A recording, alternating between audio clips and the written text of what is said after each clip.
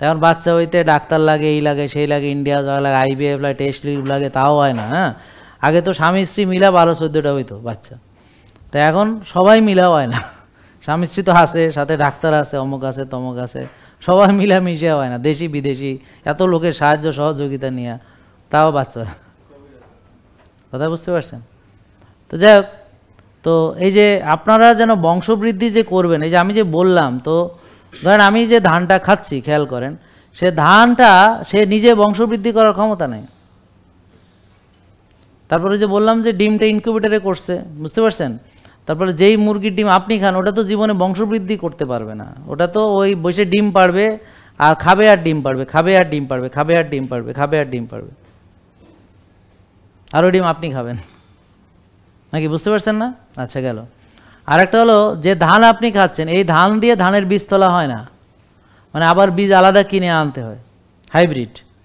ঠিক আছে, তাহলে আপনার পুরুষত্ব থাকবে কিভাবে, বা আপনার নারীত্ববাদ টিকবে কিভাবে? আপনি তো খাবার কিন্তু জেনেটিক ইনফরমেশন ক্যারি করে, ডু আন্ডারস্ট্যান্ড? খাবার ফুড কিন্তু খালি ফুড না।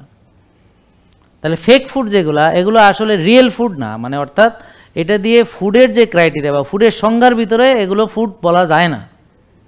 যেমন ফুড মানে হলো যেটা আপনার তৈয়ব খাবার, আল্লাহ যেটা খেতে বলেছেন, মানে যেটা তার আদি রূপে আছে, মানে সঠিক জেনেটিক মানে ইনফরমেশন সে ক্যারি করে, শরীরে হয় সে পুষ্টি দেয়, নাইলে এনার্জি দেয়, আমার কথা, বা কোনো একটা ভালো ভাইটামিন মিনারেলস বা ফাইবার, বা সে কোনো খাবার হিসেবে, অথবা সে শক্তির উৎস হিসেবে, অথবা আমার একটা ভিটামিন বা মিনারেলসের ঘাটতি পূরণ করতে, বুঝতে পারছেন? তো এগুলো যদি তার ক্রাইটেরিয়ার ভিতরে না থাকে, তাকে খাবার বলা যায় না।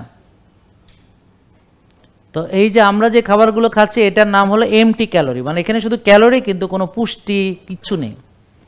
যেমন সাদা চাল, তো সাদা চালটা কীভাবে হচ্ছে? ওই যে হাইব্রিড নপুংসক ধান, প্রজনন ক্ষমতাহীন, সেটা কেমিক্যাল ফার্টিলাইজার পেস্টিসাইড দিয়ে তৈরি করিয়া, তারপর তাকে আবার ফাইবার সব ফেলে দিয়ে সাদা ধবধবে, একবারে কি ফুলের মতো, বেলি ফুল না, শিউলি ফুলের মতো, হ্যাঁ, ধবধবে সাদা ভাত, ধোয়া ওঠা,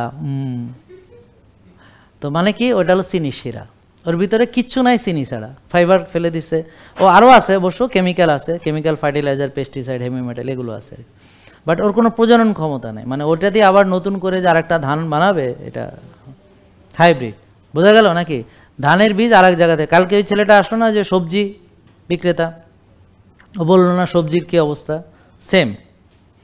তারপরে আটা যে রুটি খান, সেটাও একই অবস্থা, ওই যে জেনেটিক মডিফাইড গম, জিএমও, সেখানে কেমিক্যাল ফার্টিলাইজার। তাহলে এগুলো কি তৈয়ব খাবার? একটাও না।